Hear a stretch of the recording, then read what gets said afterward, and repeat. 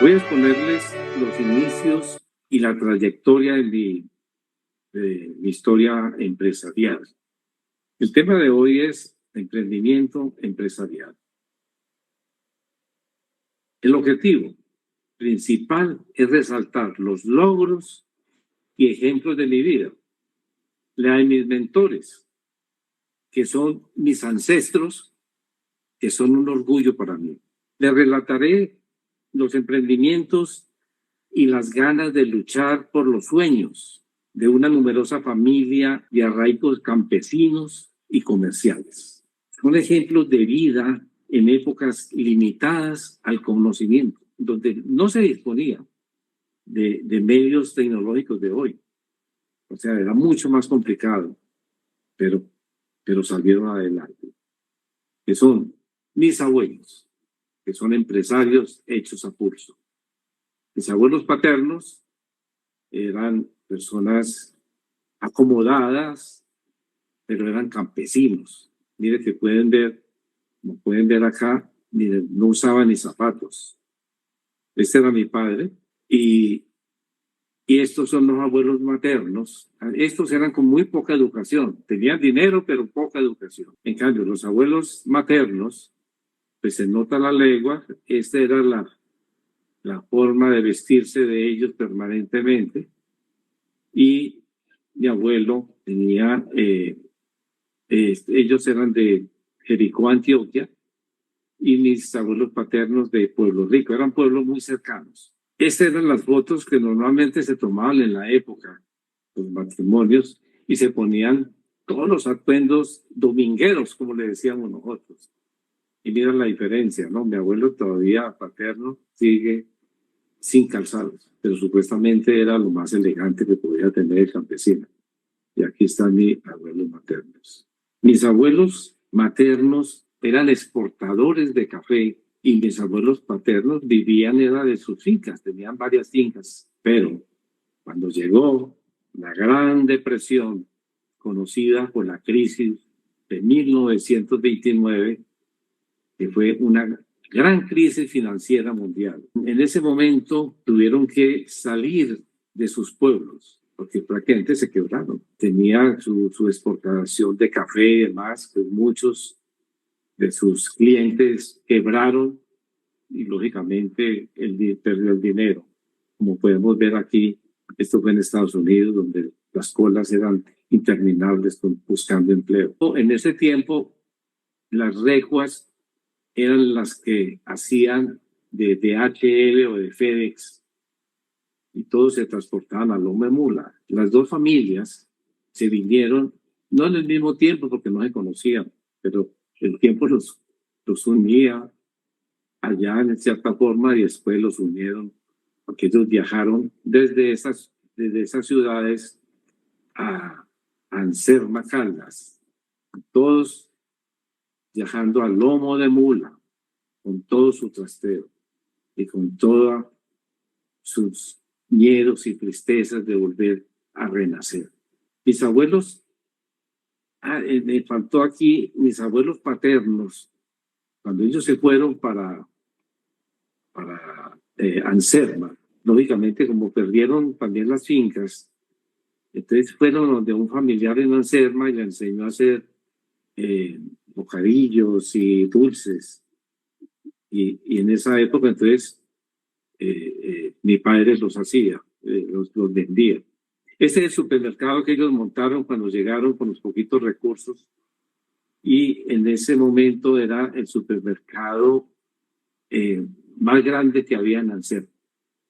Era como, por decir algo, bueno, como estamos en distintos países, no sé exactamente cuáles son las cadenas de supermercados. Esas eran las tiendas. Él aparecía aquí siempre con su buena pinta. Mi tío también, mire que tenía de corbata. Aquí estaban mis padres también en este momento visitándolos con parte de los hijos. Y ellos continuaron con las compras de café.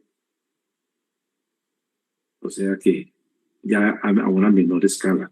Aquí era cuando mi padre vendía los confites y los bocadillos en las calles. Ese fue el papel grande porque era el mayor que había de la familia. Entonces tenía que ayudarle a sus padres y eso era lo que él hacía. En este momento eran unas fiestas que se hicieron en Anserma y les pidieron a todos los empresarios que volvieran a hacer sus actividades cuando llegaron a Anserma. Entonces, este era mi padre repartiendo en este momento, ya no era vendiendo, sino repartiendo dulces. En esa época, él aprendió a conducir, entonces se volvió taxista. Y como él vendía confites, a todos los taxistas les colocan sobrenombres y lo llamaban confite. Mi abuelo materno, que era pues ya se había establecido en Anserma, ya tenía un buen, volvió a retomar su estatus social, porque realmente era una persona muy culta. Siempre que tenía que viajar a las ciudades principales, decía, oiga, búsquenme la confite para que nos lleven, porque era el que mantenía siempre el carro impecable, y él siempre vestido con corbata y con su buen sombrero a revicio. Y mi abuelo, en muchas de las ocasiones, siempre llevaba a la hija menor en el puesto de atrás. Y mi padre, por el retrovisor, pues la cortejaba. En esa época, yo no sé si recuerdan, aquí por lo menos en Colombia, todos los amoríos eran de lejos. Uno no le cogía la mano a la novia, sino ya cuando se casaba. El resto era todo o por las ventanas o las visitas con los suegros. Entonces, cuando ya habían entablado una relación, mi abuelo comentó la idea de que vendiera el taxi e iniciara un nuevo emprendimiento. Entonces, mi padre cambió el taxi por un viejo almacén que supuestamente era veterinario, que él no tenía ni idea, imagínense, vendiendo confites y manejando un taxi para coger un almacén veterinario y de ferretería, porque también tenía ferretería. Pero cuando ya lo compró y se ubicó en ese negocio, la mayoría de las medicinas que tenía de veterinaria estaban vencidas, o sea que era para botarlas. Y las herramientas bien oxidadas, o sea que había sido casi estafado. Pero él, como le pasa a todos nosotros, la necesidad, las ganas de salir adelante empezó a organizarse. Mi padre solamente tenía un año de primaria y ese año de primaria solamente iba a la escuela porque era una escuela rural. Iba una o dos veces por semana. O sea que escasamente sabía leer y escribir. Lo que sí aprendió era multiplicar por 12. Entonces, cuando empezó a negociar, llegaba a todas partes. Entonces le vendían, ¿no? ¿Cuánto nos vale estas herramientas o este producto? Sí, pero si le compro una gruesa, le pago tanto, ya sabía exactamente cuánto podía valer. Entonces, hacía los negocios de esa manera. También con su honradez y con su ignorancia y su humildad. Viajaba a Medellín, que era donde estaban casi todas las industrias, y hablaba con los dueños de las empresas. Él siempre, como siempre, lucía muy elegante. Lo atendían y convencía en esa época al dueño de acero. Aquí les voy a mostrar. Bueno, este era el almacén que ya tenía después de 6 años. Ya era un almacén grande, robusto, ya con productos. Incluso yo ya tenía ahí como unos 8 años. Y yo este soy yo, mi madre y mi padre.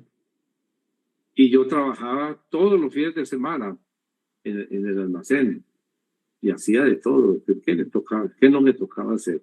Esas eran las distribuciones que tuvo en esa época, que era imposible. Muchos comerciantes de Pereira o de Manizales no tenían esa oportunidad, por ejemplo, vender ollas Universal, Lander y compañía, que eso era molinos, en esa época no se vendían los molinos para hacer arepas y moler el maíz. Y entonces lo que se hacía después era que él le vendía como subdistribuidor a los subdistribuidores de muchas de las ciudades. Este es el almacén actual, donde hay una casa que es casi de media cuadra y ya lleva 72 años sirviendo al pueblo. Y mi padre lo dejó a los 99 años ya, cuando fue su partida final. Aquí fue el inicio de mi emprendimiento. Ustedes dirán, ¿pero qué es esto? Esto es un mercado del pueblo, ¿no? Es algo que definitivamente, bueno, ¿de dónde está el emprendimiento? Resulta que como yo tenía 17 años y había un señor que era de un pueblo cercano que se llama Guática, y él iba al almacén cada 8 días, los domingos, a que en una cajita llenaba de medicamentos de veterinaria y nosotros le dábamos la mercancía. Él iba los lunes, que era un mercado en el pueblo, y él era el curandero de los veterinarios. En esa época veterinarios casi no había. Entonces él era el único y nosotros le decimos el quegua de la veterinaria. Entonces todos los martes ya regresaba otra vez al almacén y hacía un inventario de lo que había vendido y entonces el resto pues era la utilidad de él. Entonces en ese ritmo le dije yo, él se llamaba Carlos Julio Incapié, le dije, oye Carlos Julio, ¿por qué no hacemos algo? Nos vamos a esos mercados y ya no vamos los lunes a Guática, sino que podemos ir a Mistrató, a Belén de Umbría, Quinchía, Risaralda, porque los mercados son de distintos días. Unos eran los sábados, otros los domingos y así, sucesivamente. Entonces dije, nos vamos a esos mercados, yo llevo herramientas, usted lleva con los medicamentos, usted me enseña de medicamentos y yo le enseño de todo lo que es la ferretería. Yo, listo, pagar. Pues nos íbamos para esos pueblos. Nosotros no teníamos los toldos para mostrar. Era exactamente como está aquí, lo poníamos en el piso. Así era como un culebrero. Era el culebrero del pueblo. Es algo que era complicado. Yo lo único que hacía es que yo me llevaba mi vestido, pero trabajando ahí me lo quitaba. Y ya por ahí como a las 3 de la tarde, que en los pueblos siempre había fiestas, entonces yo le decía a Carlos Julio, ahí le dejo la mercancía y me lo organiza, y cuando ya vaya a salir el último bus, me llaman, yo voy a estar allí en la discoteca. Entonces me iba a bailar y a parrandear. Fíjense, un muchacho de 17 años que no puede hacer. Entonces pasábamos algo increíble. Lo otro más increíble era, en esos días hubo un incendio en el pueblo de él, que se llama Guática, en toda la plaza del mercado. Entonces yo le dije, oiga, Julio, esa es la oportunidad suya. ¿Por qué no compras un lote de esos? Que ahorita pues todo el mundo se quebró. Usted ya ha hecho una platica. Fuera de eso él tenía una finca. Y lo vende esa finca, vaya y compre esa tierrita. Así lo hizo. 10 años después yo volví a Guática. Eso me lo he dicho ni porque hubiera llegado el Papa. Ya tenía un edificio, una ferretería, un almacén veterinario, tenía de todo.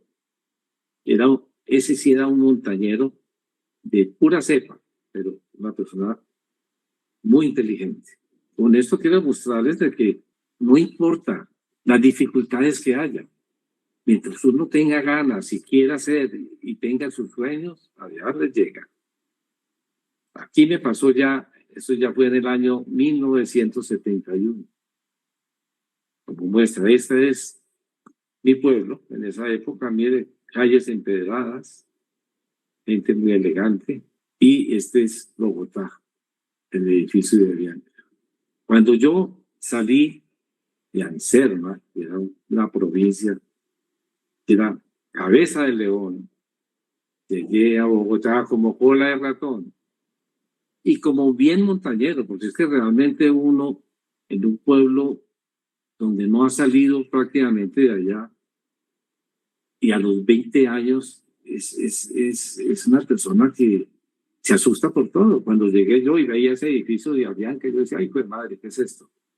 En cierta forma me pasó lo mismo cuando llegué a Nueva York y vi las torres que ya no están, las Tower. Son ciudades que uno nunca se imagina después de venir de un pueblo de esto donde todas las casas eran de esta forma. Los primeros retos, con ese inicio que hice, fue el reto de la supervivencia. El impacto fue muy grande. Cuando uno veía la elegancia de la gente con sus buenos sombreros, su chaleco. Eso sí tenía Bogotá en esa época, que era muy segura. Usted salía a cualquier hora de la noche, no pasaba nada. En cambio hoy, en todas las ciudades del mundo, las capitales, es la inseguridad tenaz. Entonces uno cuando empieza con el miedo inicial, estar solo con el mundo real, uno dice, no se siente uno preparado y suficiente. Conseguí unos puestos vendiendo tipografía, pues varias cosas. Les vendía todo lo que necesitaban de una tipografía, tarjetas de presentación. Pero cuando yo iba a visitar a los clientes al principio, yo llegaba a la puerta y me devolvía. Oiga, qué susto tan berraco. No sabía qué hacer. Eso era algo que uno dice, pero ¿por qué?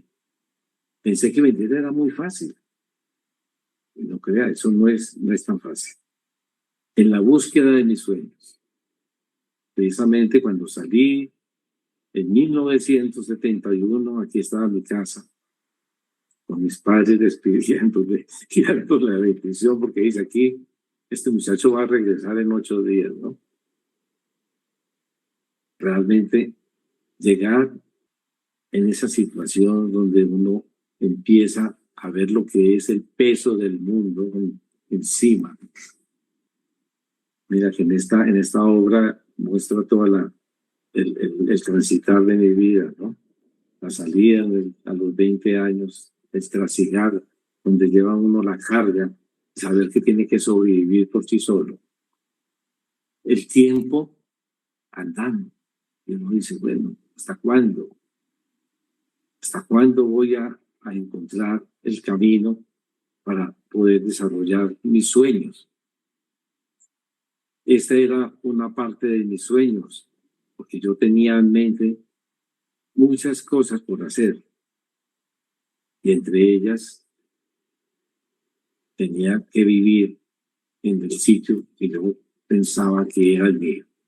Cuando llegué más bien a Bogotá, el salario mínimo era de 400 pesos, 500 pesos. Y yo veía en los clasificados, se necesita vendedor, gánese 10,000 pesos. Imagínense, uno de 400 a 10,000. Iba a mirar uno, más, es estrellarse uno contra el mundo. Para que tengan una idea, el valor del dinero. En ese momento, un automóvil valía 54,000 pesos. O sea, eran 5 meses de salario o más. Hoy, con un salario de 10 millones de pesos, necesita 15 meses de salario. Yo cuando me di cuenta que en la industria farmacéutica ser visitador médico era una buena oportunidad para desarrollarse y ganar buen dinero. Hice lo posible hasta que pude lograrlo al año. Tenía ya 21 años, yo llegué de 20 al año y permanecí 19 años en la industria farmacéutica. Empecé como visitador médico y terminé como gerente nacional de ventas. En ese tiempo, en ese rango de tiempo, me fui a Encerma nuevamente, con esas ganas de pendizarme, y monté otra ferretería. En esa ferretería yo iba, acuérdense que les comentaba que distribuíamos ollas Universal y molinos Corona. Mi padre tenía un camioncito y yo me iba a las 3 de la mañana hasta Medellín y regresaba el mismo día y al otro día llevaba a Pereira todo el viaje. Y en ese viaje, en esa época, yo me ganaba hasta 50.000 pesos. ¿Por qué? Yo les vendía a precio de costo, pero como yo compraba de contado en la fábrica, yo me ganaba el 10%. O sea que eso era mucho dinero. Pero llegué a pensar en ese momento, yo dije, bueno, yo me quedo aquí y me va a pasar lo mismo que Carlos Julio. Voy a llenarme de dinero. Pero un tipo ignorante y montañero allá en un pueblo, dije, no, eso no es para mí. Y ya me estaba ganando en esa época por lo menos unos 30, 40.000 pesos mensuales. Y me regresé a Bogotá a ganarme 15.000. Dije, pero qué loco, ¿no? Me fui a 15.000. Tuve otros emprendimientos en Distrimer, que era venta de panelitas Copelia, entonces le vendían al aeropuerto, en la terminal de transporte, a los mejores supermercados de Bogotá, ¿no? Algo que de pronto no comenté aquí cuando estaba en esta foto, en los inicios. Aquí estaba yo vendiendo libros. Miren la pinta que tenía que llevar. Y era en tierra caliente, en Barrancabermeja, Cúcuta, a veces eran como 30 grados. Y una maleta llena de libros más pesada que cualquier cosa, ¿eh? Y llena de ilusiones. O sea que no hay obstáculos que uno pueda tener para no alcanzarlo.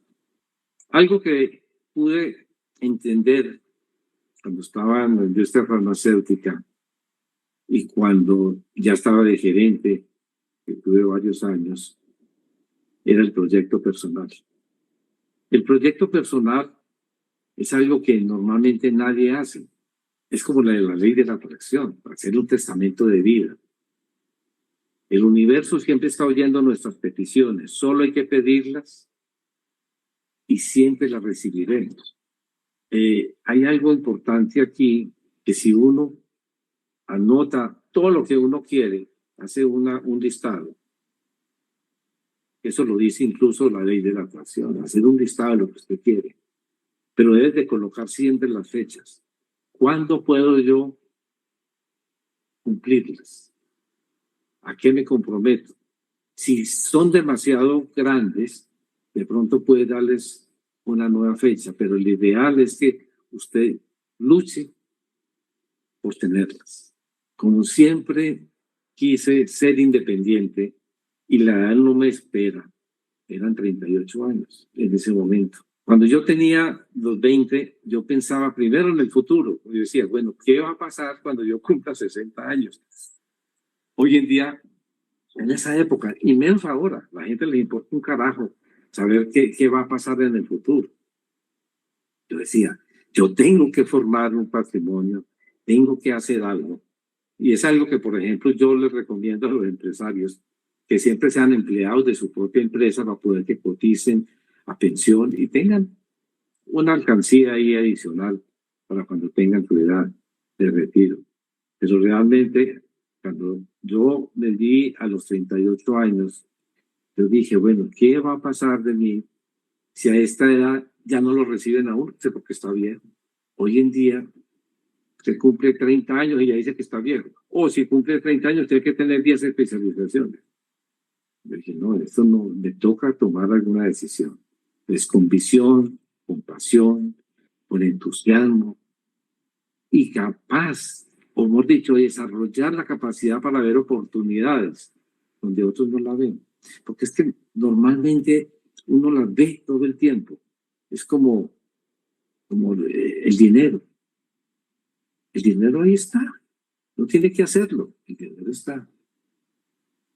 Tiene que mirar en qué momento la puede tomar.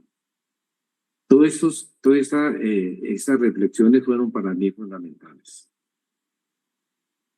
Hay que tener mucha perseverancia y determinación, superando todos los obstáculos de seguir adelante. Tomé estas decisiones drásticas con mucha responsabilidad.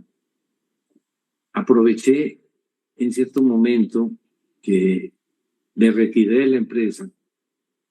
Ya había investigado qué mercados podría ser en la salud y vi una falencia que había en los materiales de ortodoncia. En esa época, hace 36 años o 38 años, había muy poquitos ortodoncistas en Colombia, habían 150 en todo el país, de los cuales solo el 20% eran de escuela, de universidad. Los demás eran empíricos. Entonces, cuando yo pude localizar esa situación, hablé con Unitec y pedí la oportunidad. Dije, denme la oportunidad, porque ustedes no tienen distribuidor. Ustedes vienen cada 6 meses a tomar un pedido y van a ver los resultados. Y así empecé.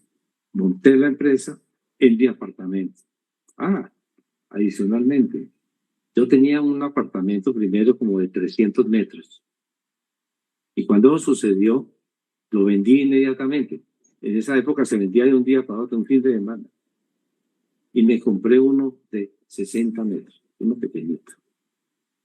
Entonces dejé el capital para sobrevivir en caso de cualquier fracaso.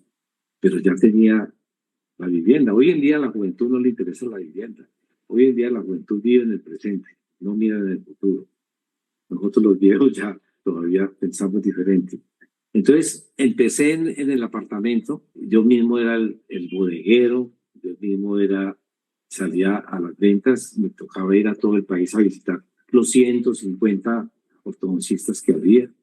A todos les vendía de contado, porque no conociendo mucho el mercado de la gente de pago, yo veía que era más fácil darles buenas oportunidades.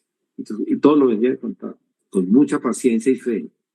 Una de las cosas que más me impactó y que me tocó hacer fue que me dieron un catálogo que era como casi de más de 2.000 productos, todos en inglés, y yo no tenía ni mu de hablar inglés. No van a creerlo, y aprendí de memoria el catálogo. Cuando yo fui después a un curso de entrenamiento, hablaban de un código, yo inmediatamente les decía, ese producto está el código, ¿no? Y la gente ahí en la compañía, este tipo se las sabe todas. Ahí fue donde me llamaban el profesor. Entonces quedé como el profesor. Después me mandaron, hizo un curso también la compañía en México. Entonces me dijeron, usted tiene que hablar de instrumental. Ay, pues madre, de instrumental, yo nunca he vendido instrumental. Entonces cogí un estudiante de último grado de ortodoncia y le dije, venga, ayúdenme aquí. Esa es otra cosa, hay que pedir ayuda. Cuando yo iba donde el cliente con el catálogo y me decían, tenés las pies, dije, ¿qué es esa vaina? Nosotros, entonces cuando me puso a mirar en el catálogo, eso eran elásticos, y yo dije, pero eso se llaman elásticos, elastic. No. O sea, el gremio tienen un idioma diferente, entonces uno quedaba despistado. Entonces tenía uno que aprenderse después todos los diferentes nombres. Entonces, este estudiante de ortodoncia, le dije, necesito saber de instrumentos. Entonces le llevé todos los instrumentos que normalmente se utilizan en ortodoncia y una grabadora. Entonces dije, bueno, ¿para qué es cada uno? Entonces después la visité, la miré. En esa época no habían diapositivas. Menos de este tipo de programas. Antes eran diapositivas y antes eran acetatos. Entonces yo hice la presentación como un ortodoncista. Dominaba completamente el manejo y para qué servía cada uno de los instrumentos de ortodoncia. O sea, lo más importante que debemos de hacer siempre es estudiar, saber qué es lo que tienen, saber qué es lo que hay que hacer. Tengan en cuenta que los clientes no quieren los vendedores. Yo tampoco, a mí no me gustan los vendedores. Uno lo que debe hacer es un asesor de compra, ayudarles, conocer bien el cliente, saber qué necesidades tiene y qué es lo que le vas a ofrecer. Prácticamente ni quiero ofrecer, sino usted lo que necesita es esto o aquello. O sea que usted sale con pedido siempre. Usted no tiene que esperar a que no, yo no necesito nada, porque usted cuando le pregunta a alguien, ¿necesitas algo? Es lo que hacen normalmente la gente, no, yo no necesito nada, estoy perfecto, ¿no? Esas son partes que uno tiene que aprender cuando maneja a los clientes. Hay una parte que me pasó al inicio del emprendimiento ya con Numitec. Yo llevaba 3 meses. En los 2 primeros meses prácticamente yo no me había ganado ni siquiera 500,000 pesos. A los 3 meses me estaba ganando 2 millones. Me llamó un amigo, me dijo, venga, necesito un gerente de ventas y le vamos a pagar 30 millones de pesos, vas a tener carro nuevo. Oiga, lo ponen a uno como que sí o que no. Le dije, no, te agradezco mucho y te va a recomendar a otra persona. La gente dice, pero usted está loco. Las oportunidades que tiene de ganar 2 millones de pesos a ganar de 30. Y con todas esas garantías, dije, no, yo ya tengo que romper y tengo que salir adelante. Entonces, por eso coloco evitar los ofrecimientos laborales, aunque el éxito es muy pequeño inicialmente, todo tiene su tiempo. Hay algo muy importante que normalmente no se hace, es el manejo de las finanzas familiares. Cuando usted tiene un ingreso X y vive a ras, así sea de la empleomanía, lo que normalmente hace la gente es le suben el salario, de pronto unas buenas comisiones, inmediatamente programan un viaje para Miami, para Disney World, y empiezan a gastarse todo. La recomendación o lo que yo hice es que si yo tenía un presupuesto de 2 millones, yo seguía viviendo con 2 millones. Si me ganaba 10, yo seguía con 2. Si me ganaba 20, yo seguía con 2. Pero te dice, ¿pero qué hace con el dinero? Es invertirlo en la empresa. Si usted no le invierte en la empresa, él tampoco le da. O sea, tenés que hacer un esfuerzo también. ¿Cómo se logró? Hay que ser proactivo, adelantarse a los problemas y buscar las soluciones. Hay que ser creativo, innovando productos, procesos y marketing. Precisamente, yo vi que el mercado de ortodoncia estaba muy competido, con productos muy económicos. Entonces abrí una empresa en Miami y mandé a hacer una marca propia. Como hacen ya todos los supermercados que ya trabajan por marcas propias.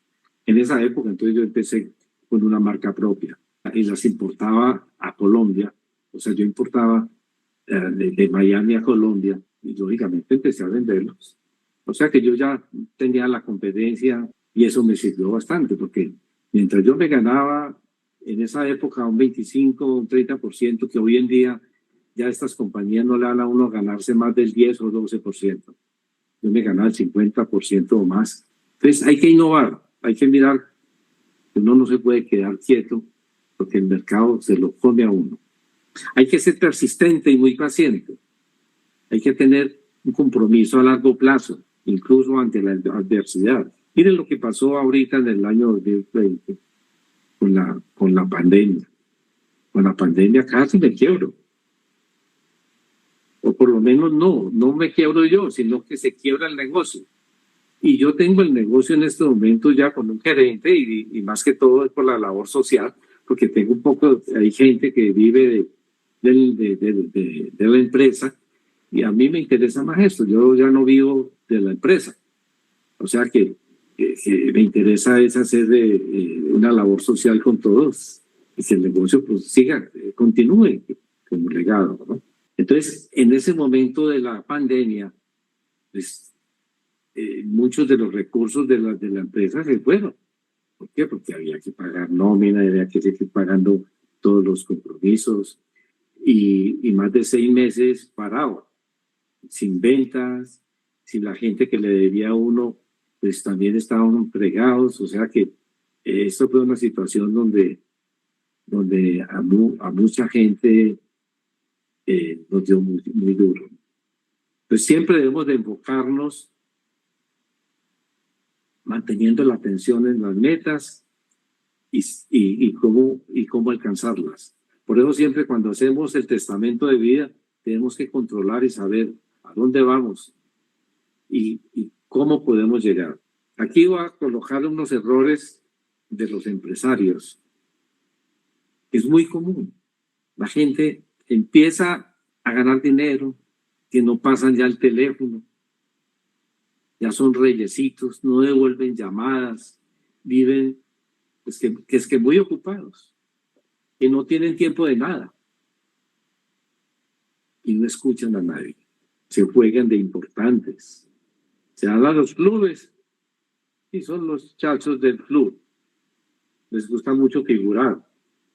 Son muy distantes con la gente, ya miran a todo el mundo por el hombro, ¿no? Son muy poco amables. Gerencia de puerta cerrada.